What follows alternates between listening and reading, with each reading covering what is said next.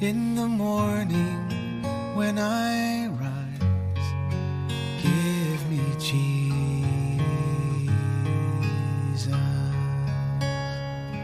Good morning. Yesterday we learned that Jesus is the firstborn of all creation, and that everything that was created through him and for him.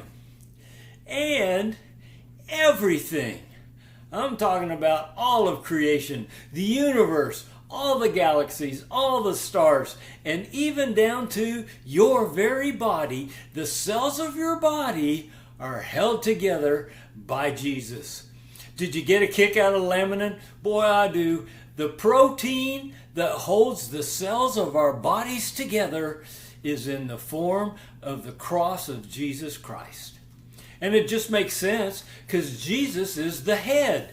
Today we're in Colossians chapter 1 and verses 18 and 19, and they say this: He, talking about Jesus, is also head of the body, the church. Imagine your body accomplishing anything without its head. It can't, and neither can the church. There are so many churches that preach socialism, that preach social awareness, that preach issues, and don't preach Jesus. But Jesus is the head of the church.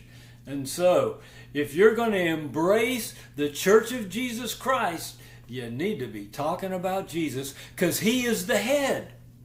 And he is the beginning. In the beginning was the Word. That's how the Gospel of John starts. And the Word was with God, and the Word was God.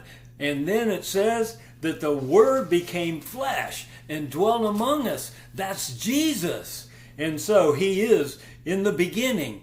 In the beginning, God created the heavens and the earth. And Jesus was right there, creating everything through him and for him. The firstborn from the dead, so that he himself will come to have first place in everything. Have you been born from the dead? If you're a believing believer, then you have. Christianity is not about trying to be better. It's about the dead becoming alive. And Jesus was the first one to come alive from the dead. Verse 19, for it was the Father's good pleasure for all the fullness to dwell in Jesus. All the fullness. Not just the fullness of creation, but all the fullness.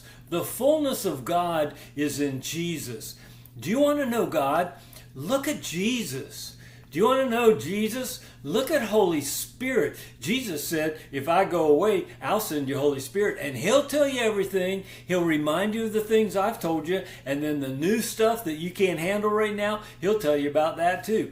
So we look to Holy Spirit to come alive on the inside of us so that we'll know Jesus, who is the fullness of all things, so that he would be first place in everything.